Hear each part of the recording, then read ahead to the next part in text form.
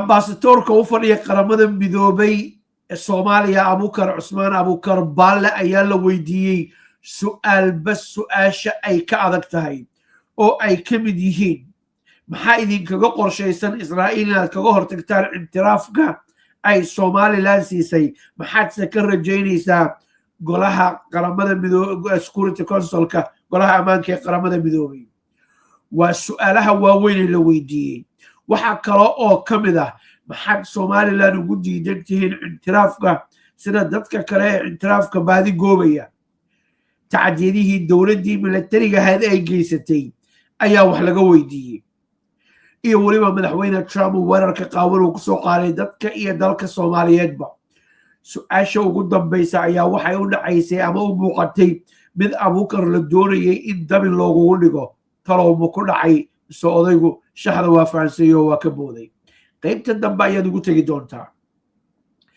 waxaynu dul istaagi doonaa haddaba 6 su'aalood oo ugu waaweyn oo waraysi raade su'aalo iyo jawaabo aad u dheera aynu idinkaga soo xulnay oo dhowr iyo 30 daqiiqo ahaa sidaas awgeed cadaalad uma samayn karno waxaas oo dhan inaan soo koobno ciddii doonaysa asagoo afqalaad ah qaramada midoobay website-kooda ayay ka daawan karaan halkan 6 ugu kulul ayaan idinkugu haynaa وهاجاك هذا بتعوض يا أينو كملونه ambasadorka ayaa la weydiiyey su'aal daba socotay su'aalihii maalmihii la soo dhaafay qaramada midoobay wax laga weydiinayay ambasadorka waxa uu sheegay 21 sano dowladdii militariga ahayd oo sii dirin doona muuqaalka 21 sano dowladdii militariga ahayd in ay markaas dagaal ay kula jirtay jabhadihii dalka soo maray isla mar ahaantaasna oo dabadda laga caawinayo garab ka helayay waxa uu Abukar sheegay in ay markaa dowladdii militariga ahayd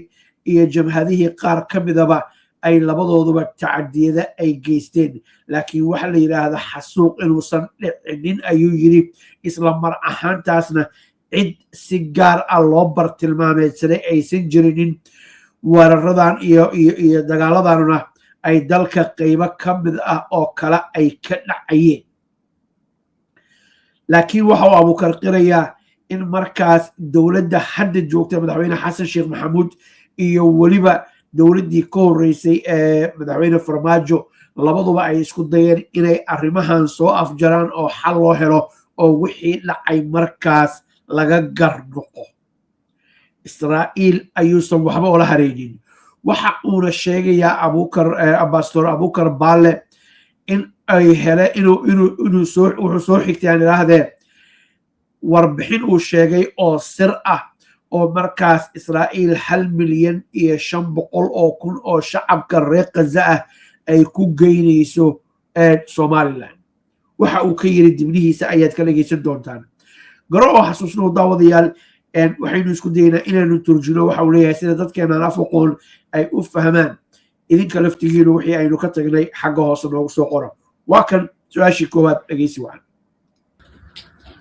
Okay, our plan was to have 2 questions at a time because the time is limited. We have to also go to a wrap-up session with the GA. So, this is a very interesting question, and you know, as you said, Somalia had a military regime that ruled the country for 21 years, and there was a lot of movements. Majority of them were actually supported by foreigners from outside. Those movements that was fighting with the military regime was overthrown military regime together. And during that time, there was atrocities committed by the military regime and also by some of the movements that was fighting with the military regime. And those atrocities can never be called genocide. And it was not a term that can be used. Problem of sovereignty and territorial is a small group that want to succeed, and succession is grew from this. But again, as I said, the government, even though this exists, the government is trying to come up with some kind of dialogue and open a dialogue and see how best, without any military offense or without all these things, to solve the problem that, if there is a problem that is saying that exists, how to react on support on this kind of thing. So I don't know any more answer, but I think we have vision in the government, and there is a dialogue already going before even these things.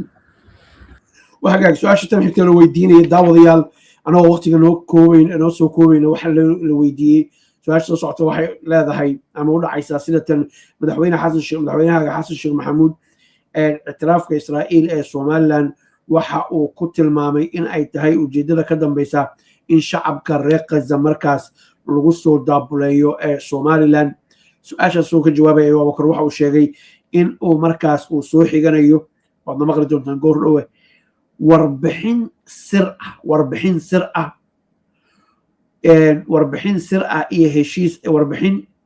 ah iyo heshiis la gaaray markaas in kun yani raahde 1 milyan iyo 500 oo shacabka reer Gaza ah laga soo barakicinayo guryahooda oo Soomaaliland loo soo wada afkiis ka dhigayso waa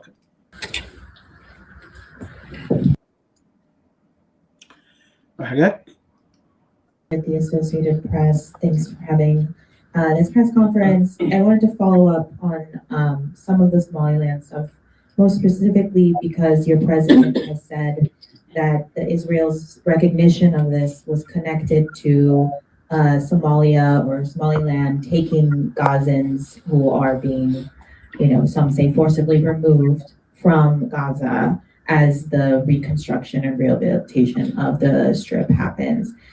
Can you confirm that that is something that you guys have agreed to? And then secondly, I want to get your reaction to a onslaught of anti-Somali rhetoric that has been going on in the U.S., most specifically from the President of the United States, and some of the the rhetoric and even violent threats against Somali Americans in the U.S. Thank you.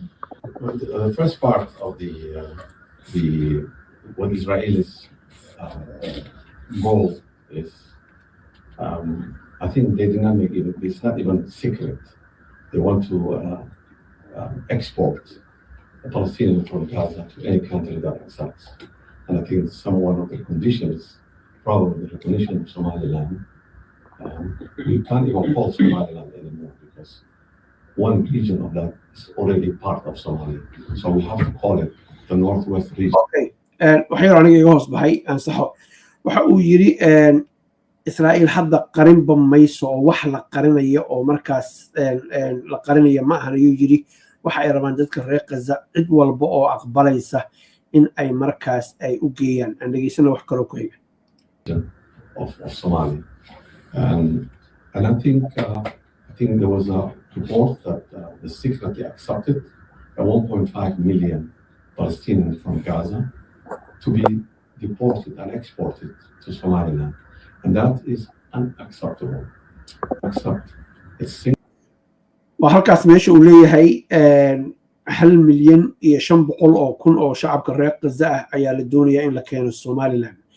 Now mar la weydiiyay xukuumadda Somaliland mas'uuliyiinteeda qaar ka mid ah arrintaas way ka gaabsadeen wixii ka dambeeyay dhowr maalmood ka hor ay ahayd wixii ka dambeeyay war marka arrinta ku saabsan oo cad oo si cad uga jawaabeen anigu shakhsiyan ma arkin haddii aad aragteen fadlan hoos noo soo qabta laakiin markii aan ogaa inay ka gaabsadeen ayaan ogaa oo ay markaas su'aalo badan ay ka gaabsadeen ay qayb ka ahayd waxayna ahayd markii arrintaanu ay soo baxday saacado yar kadib marka waa kaas laakiin reportkaas hadda Abubakar uu sheegayo anu maanan arkinin laakiin asagu wuxuu sheegayaa reportkaas inuu jiro sidaas awgeedna dadka halkaa loo daabuleynayo waana arrin aan la aqbali karaynin ayuu leeyahay waa arrin aan la aqbali karaynin markaan leeyahay reportka Abubakar ambassadorku oo soo xiganaya ma arkinin macnaheedu maahan inaan asaga tuhmayo no anu ma arkin baan leeyahay haddaan arkana faahfaahin baan idinka sii lahaa ujeedada hadalkayga waa ka arrintaas waa arrin marnaba suurtagelin ayuu leeyahay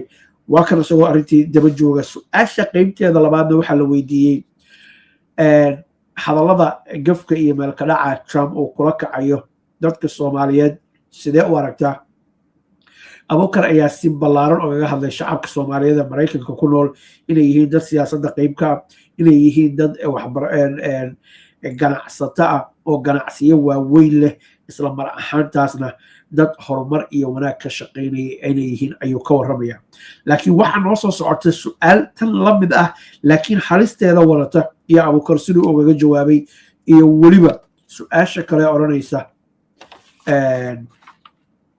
had somalilan ugu diidantihiin intiraafka sida dadka kaleba forced Palestinian to land Somaliland, wherever it is.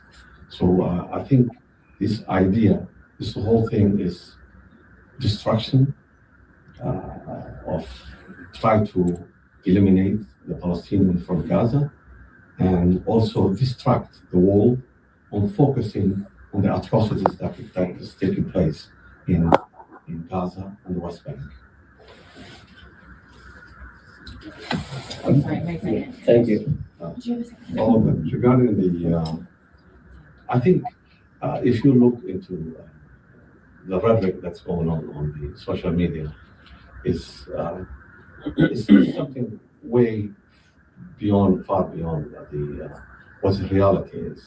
And if su-aasha trump uu ka jawaabaya waxa uuna leeyahay waxa ka socda baraha bulshada iyo xaqiiqada dhulka taale ee shacabka soomaalida maraykanka ku nool waa kaafiya kala dheeri you have seen the report that came from the governor of Minnesota, cities in Minnesota and Ohio and many parts of in Maine, and that you have seen like Somali Americans that are really successful.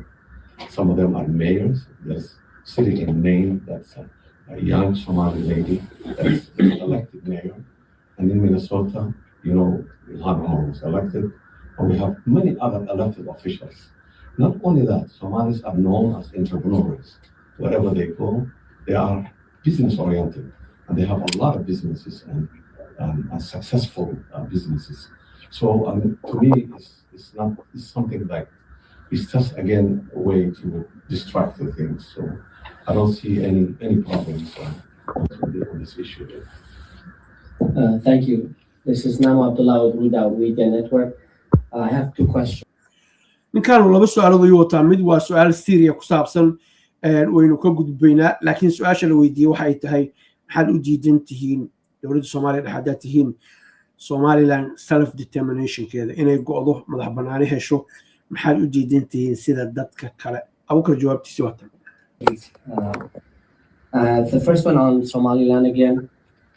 I wonder why you are opposed to the right of self-determination for the people of Somaliland. What makes them different from other peoples who have achieved that right?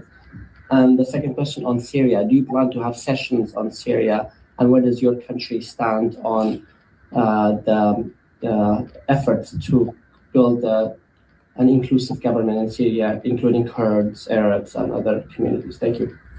waayahay jawaabta abastoorka ayaa waxa ay u dhacaysaa sidata waxa uu leeyahay cabaar buu soo sheekeynaya laakiin haddii aan meesha aan doonayno inaan qac ka siina aanu nimaadno waxa uu leeyahay xuduudadii gumaystihii reer yurub uu ka tegey in markaas la dhaqan geliyo ayay africa ku heshiisay oo markaas halkaas ayay xaaladdu ay taallaa waxa uuna sidaas intaas uu ku darayaa in snm laftigeedu aysan markaas aaminsanayn markii hore kala go'itaan iyo laba dowladood balse magacooda aad ka dareemaysid ayuu yiri magacooda ay ku caddahay waxay u taagnaayeen Somali National Movement waa kan abuukar ka hadlaya Somaliland secessionist group is not something that is, they are part of Somalia.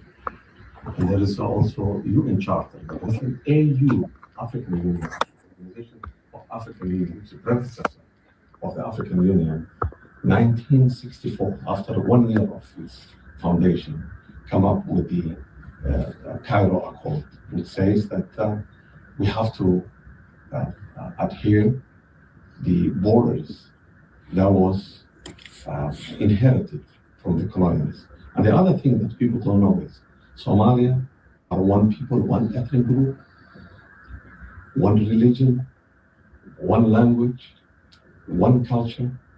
And if you look the history, Somalia was always a sultanate that stands by itself. The Europeans in 1884, Somalia was divided at that time. But in 1960, when we get elected, independence. The first part that was a British Somaliland, which is the two regions. They got their independence in June 26.